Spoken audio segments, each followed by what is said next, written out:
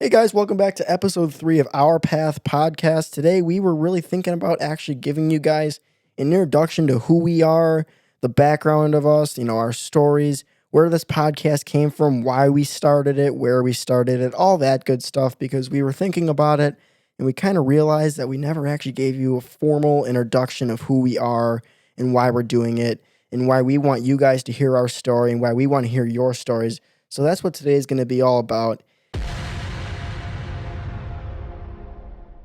This has actually been a project in the works for probably about 6 months now, 5-6 months. Would you agree? I would say so. Yeah, I mean, it started probably around July.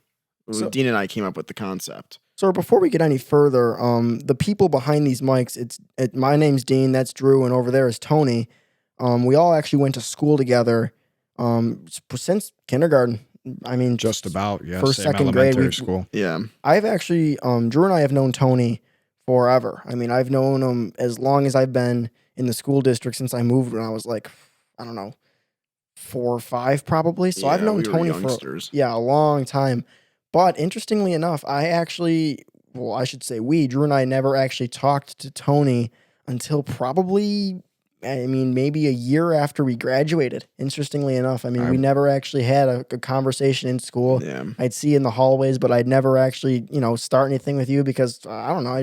I think we were just too separated on a Oh, yeah. level of where we were in the building, yeah, different programs yeah. and classes I mean, and such. I know you were in my gym class. And for context, anybody listening who doesn't know us personally, Dean and I are brothers. We're actually twins, so we were in the same grade at the same time with Tony. That's how it just. If you guys are wondering like why Dean and I are always together, Yeah. we're brothers We've been together since the womb, baby. We since week one, baby. Since day one. But fast forward a little bit, here Tony and I are standing in a park, probably about 5-6 months ago. If you asked me, I could not tell you why we were there. I really don't remember because again, I hadn't talked to Tony in years, so I really don't know why we ended up in the park. But once we ended up there, we discovered that we actually have very similar work ambitions and entrepreneurial spirits. I can't even say that word, but we had the same spirits in terms of our future, in terms of our goals. We're kind of like, oh, this is crazy. I remember we were actually having a conversation and I talked about investing in a laundromat and you almost finished my sentence. I was like, I've never heard of anybody else thinking about buying a laundromat. That's wild. There was the laundromat. Yeah. There was the vending machines. The vending machines, yeah. Vending Humble machines. beginnings. Yes. Right. Unfortunately, we have yet to pursue it. Yes. Yet to pursue it. Yet to But we pursue it. have pursued one thing, and it is the podcast. That is true. So the podcast actually started off as the Basement Boys, and the Basement Boys was going to be once our basement was finished, our neighbors and myself and Drew and my other brother, we were all just going to go in the basement and we were just going to talk about things that we thought people wanted to hear about. One week it was going to be about cars. The next week it was going to be about our jobs. Then, it was just going to be a bunch of random stuff. But after kind of picking some brains and going through a week or two after coming up with the original idea, everybody kind of seemed hyped up in the backyard. They wanted to start a clothing line. But once we actually started talking like, okay, well, we're going to need to invest in this and invest in this. We need to plan that. We need to buy things. Yeah, people kind of were like, oh, I forgot there was an actual commitment. But then once we met Tony at the park, again, don't remember why, but we met Tony at the park. We mentioned, hey, we're starting a podcast with our friends. And immediately Tony bit. He's like, if you guys want me on that, I'll be on that. Absolutely. We're kind of like, huh, well, here's a guy who actually expressed interest and wants to support and wants to be on it. Why not just put him on the podcast and screw everybody else? Not to be crude, but he's the only one that shows actual interest. He wants to invest. He wants to commit. He wants to be present. He wants to take it with us. There was no maybe. There was no, oh, I'll think about it. There was no, maybe we can do that. It was where do I sign? Yeah, where do I sign? I want to Right. start that. And we're like, Dean and I were like, that is what we are looking for. And it's funny enough is I don't remember why, but you said, we're thinking about doing a podcast. We'd like to have you as a guest. And for some reason, I wanted to do it. Yeah. It was just something I felt like, first of all, like you said before, talking to you guys, realizing that you were on a very similar path to me, knowing that you had the same goals and ambitions. I don't remember why we met in the park back in the beginning of summer either. I have no idea. Because funny enough, I don't think we talked to each other for like 6 months. So The last time we hung out would have been that December of 2020. right. And So then in June of 2021, we're hosting a podcast together. right, we're hanging out in the park talking about all these goals and ambitions, finding out we're on the same path. And I think it might have been that, just the idea to be on a project with someone who I wanted to be on a project with, who was actually going someplace. Yeah. And a podcast wouldn't have been my first choice. It's not my forte necessarily. But knowing that I would be working with people who were committed to it, who wanted to do better, who wanted to succeed with it, Mhm.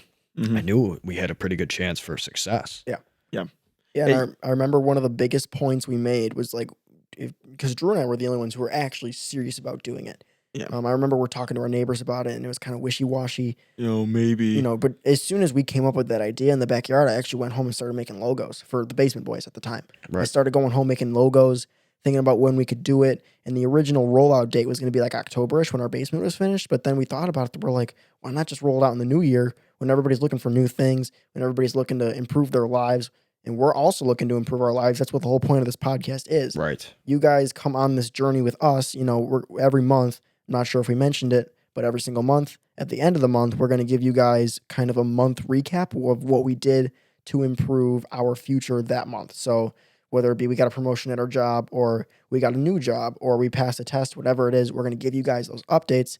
But that's the magic of this podcast, is that not only do you guys hear our opinions on things, our takes on things, but you also hear our path, which is the core of this broadcast. Yeah, and I remember, like, I personally have always wanted to do a podcast. Like, I remember it was like December of 2020. I'm like, who wants to do a podcast with me? I tried getting like 5 different people to do a podcast with me, and nobody would. And then when we were on that back patio at our friend's house, I'm like, all right, we're doing a podcast. I don't care what anybody says. Who's in? And they'll do it. But then, I mean, at the end, it was just Dean and I who were serious about it. And then we found Tony. And kind of like what we just said earlier, like, I think we really came together because, Dean and I are 2 men on a mission here. We found another comrade Yeah. named Tony. Right. Yeah. And it was kind of cool to see, like, okay, well, this guy's in college. We never really talked to him, but he gets it. Like, he's in the same boat. And it's so cool to see that. And we connected at the park, and we told him about the podcast, and he seemed really into it. And I guess the rest is history. We're sitting here recording it. But I mean, to see a fellow man on a mission, that really did connect us. I looked forward to meet, because we were always meeting on Wednesdays. That Yes. was Yes. the day. And I looked forward to it, to talk to you guys just about whatever. I mean, most of the time we wouldn't always talk about, up until the podcast, we wouldn't always talk about, the financial future and stuff like Well, that. no, we talked about all sorts of stuff. But yeah. it was just good to talk to somebody who was upbeat, who was positive, Yeah. and who had a really nice outlook on life. You talk to so many people right now, Yeah. and they're so down, they're so depressed, Mhm. and Yeah. it's tough to find somebody that actually wakes up in the morning and they're happy. Yes. And you're also, my friends are all driven, they're all ambitious, but you're kind of the first person who has kind of vocalized that. Like, this is what I want, this is when I want it, this is why I want it. Like, I've never heard anybody else really come out and just say, this is what I want, just in your face. This is what I want, this is what I watch, this is why I watch it, whatever it is. I don't know if you remember, but you and I were talking early on before Drew actually joined us, probably one of that first or second day. Yeah. And I said a couple of goals that I had, and you said, I have those exact same goals. And I said, I don't know how I'm going to get there, but I know I'm going to get there. Yeah. You remember that? Yeah, I do actually. I don't know what the future looks like. I've told this to Drew too. I don't know what the future looks like. I don't know what's going to happen, when it's going to happen, why it's going to happen, but it's going to happen. That reminds me, there's a song, it's called Intro by Logic. It's on his first album. It's really good. And one of the lyrics is, I don't know, I'm gonna get up today. I don't know how, but I'm gonna find a way, searching for the sun in a world of gray, feeling like my dream is a world away. And I heard that, I was like, bro, he's talking about me. Like, that's kind of what it felt like. I was going again back to a man on a mission. We finally had found somebody who vocalized what they wanted and wanted pretty similar to what Dean and I were looking for. And we're like, you're the podcast, man. That's the guy. You're the guy. I think that one of the big differences that set you guys apart from other people I talked to about the entrepreneurial field, doing their own thing, starting their own business, is that you didn't want to be working for the rest of your life. Mhm. I think Yes. that was what really set you apart, is that there was a point where you would be ready to step back from the company or whatever it is that you were running. You didn't have to be there all the time. You Yeah. could entrust it to somebody else and go live your life. Yep. Hey, Most of the people that I talked to who were entrepreneurial intended to stay at that job, working it every day they could. They didn't trust it to somebody else. They intended to be there every day. And when you're there every day, not saying it's a bad thing, some people need to be there, but you can't enjoy what you've built. The you biggest can't enjoy the fruits of your labor. The Right. biggest thing I remember talking about with you, or just what drove most of our conversations, were just enjoying life. Just bottom line, enjoying life. Enjoy the ride. Yeah, you got to enjoy the ride. Shout out John, our broker. If you're listening to this, shout out you for enjoying the ride. You know, I've always kind of believed in that, enjoying life, but he put it into words. He's like, you got to enjoy the ride, man. You got to enjoy the ride. Absolutely. Absolutely. I believe in that. Life's pretty short. And I was talking to somebody today and we were talking about that. Life is short. I want to travel. I want to travel this year. It's one of my resolutions.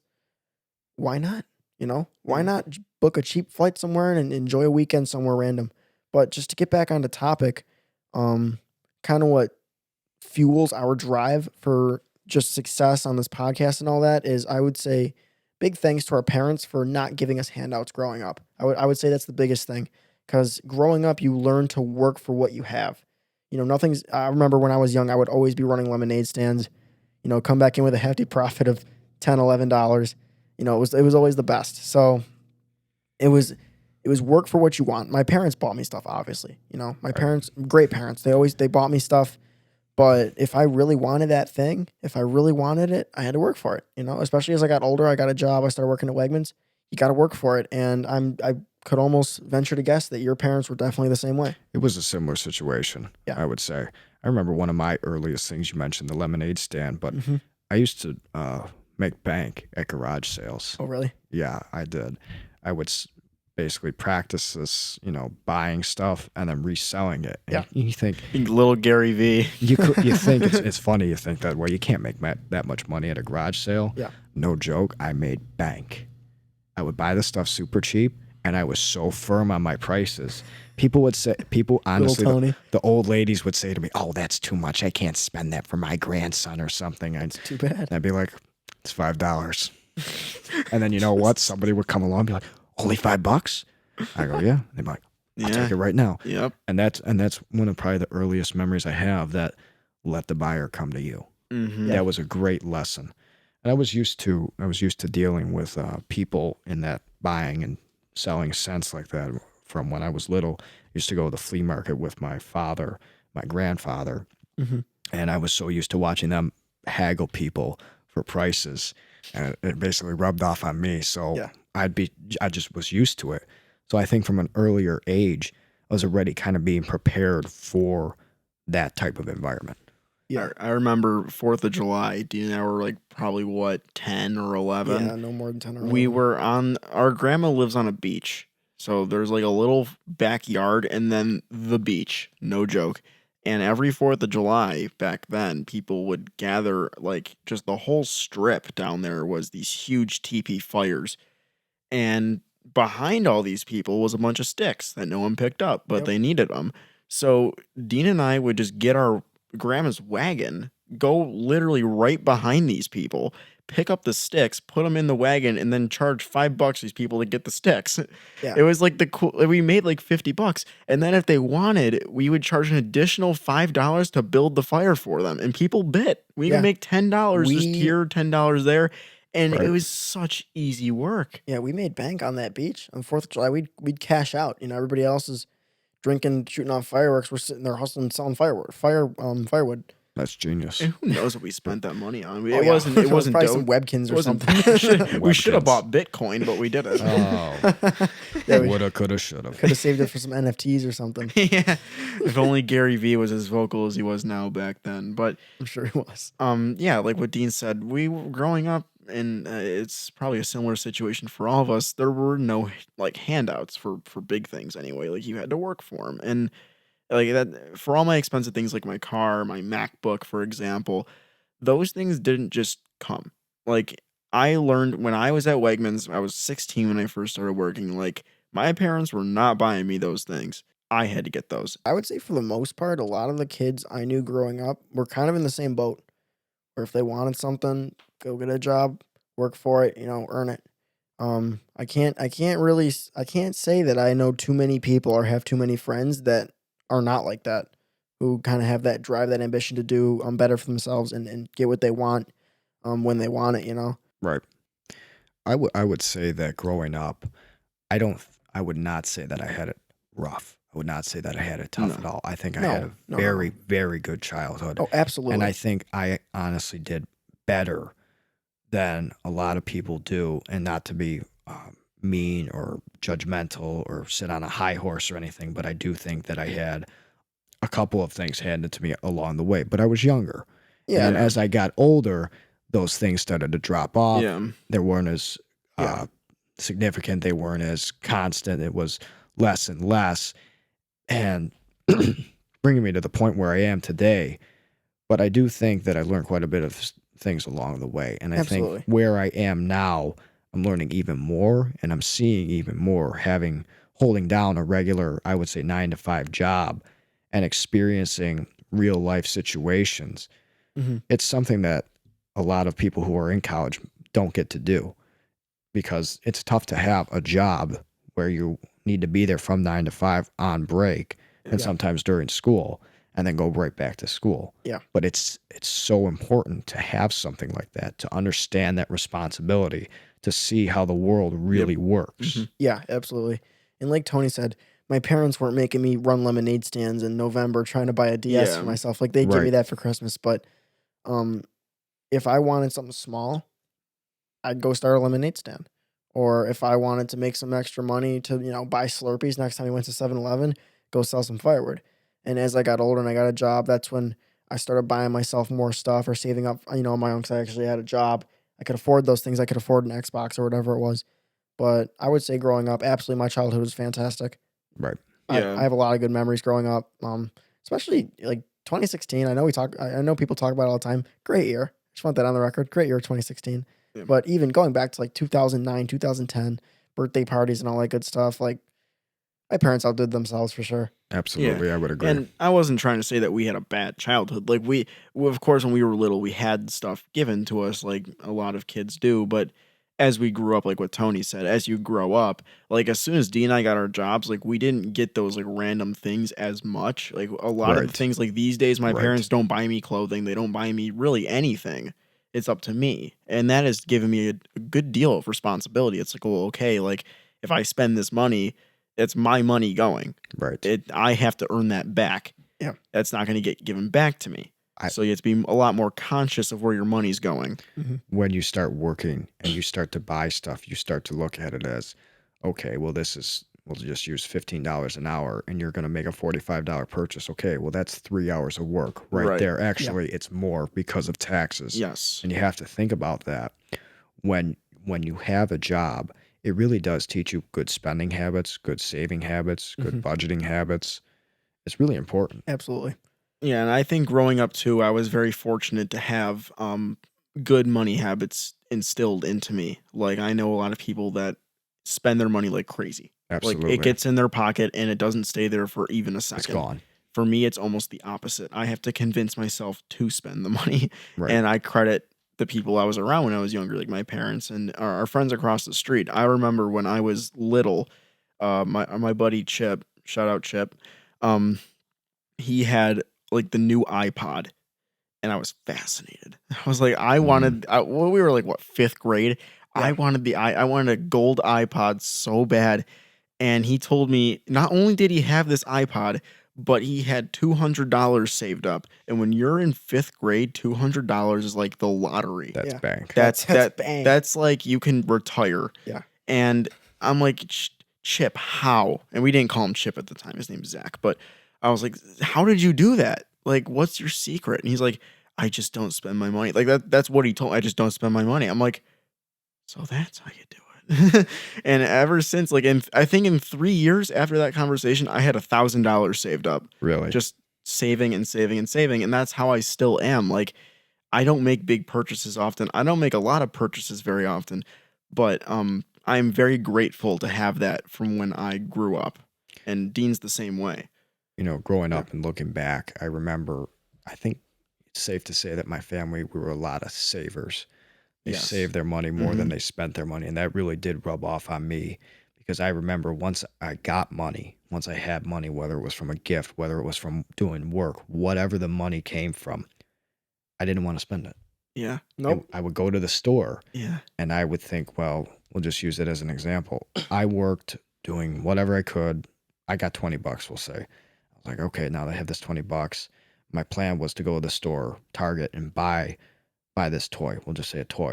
And then I'd get there and I'd be like, okay, well, I can have this toy or I could have this $20. That's how I am. And That's how to I am. me, Yeah, it Andrew was Jackson's looking at you. like, I think I'm going to keep the 20. It was just, it's something weird. You know, obviously I'd cave other times, but Yeah, sometimes you do. you really start to evaluate what's important Yeah. with that money. I tend to like window shopping more than actual Absolutely. shopping. Like the amount of times like I said in the last episode, if you haven't listened to it, go listen to it and leave us a 5-star review. But anyways, in the last episode, I mentioned I drive a Subaru WRX, and they're big tuner cars. You can do a lot of things with those cars. So a lot of times I find myself window shopping on like Subi speed, and I'll just sit on the computer for like an hour and just scroll. And Just vegetate. by the time I'm done, I have like $3,000 worth of stuff in my cart, and I just look at it. I'm like, I can't. I can't. But yeah, like I mentioned before, window shopping is almost more of a pleasure of mine than actual shopping sometimes. I am the same way with Amazon. I put so much stuff in my cart. I'm racking up $2,000-$3,000, just everything that you can think of. It's going in there. And Okay. then I get to the checkout line. I go, well, I really don't need any of this. All this is just to kind of circle back to the main point of we have this drive. We want this podcast to go. We want it to succeed. We want you guys to come along with us. And we actually want to have you guys on the podcast at some point. We want to hear everybody else's journey, what they're doing, why they're doing it, who inspired them, all that good stuff. We really want to hear everybody else's story. And that's going to come down the line. So stay tuned for that. But this project, this thing you're listening to now has been a work in progress every Wednesday since June or July. So we really do appreciate all the support that you guys have poured into it so far. We just reached today 100 total clicks on the podcast, which doesn't sound like a lot, but that's 100 times somebody listened to our voices talking about what we talk about on a daily basis. So that does mean the absolute world to us. We really, Yeah. really do appreciate it. It's very rewarding to see that people are interested in what we have to say. Yes. And for those who have sent us messages and comments, we appreciate everything, all the support you guys have given us, Absolutely. everything. It really Yes. it motivates us. It helps us know that what we're doing, people care about it, and they're Yes. happy to see we're doing it. Yes. Exactly. And if you guys, it's called the Our Path Podcast. You guys are on this journey with us. It's the three of us talking, but you guys are the audience, and we want to hear what you guys have to say. And on Apple Podcasts, I know you can leave reviews. Shoot us a DM. Whatever you got to do, if you have ideas for the podcast, send us your idea. If you have something cool that you just experienced, share it with us. It's Absolutely. our path, but it's your path too. And we want to be there with you guys. And we hope that you guys want to be here with us too. Absolutely. Like always, we really, really do appreciate you guys tuning in. We appreciate your listen. We appreciate your click. If you're enjoying what you're hearing, please go leave a review, give us 5 stars, show us some support. It helps promote the podcast. Share it with your friends. Absolutely. And as usual, thanks for tuning in. We'll see you guys next Monday. Thank you guys. Thank you.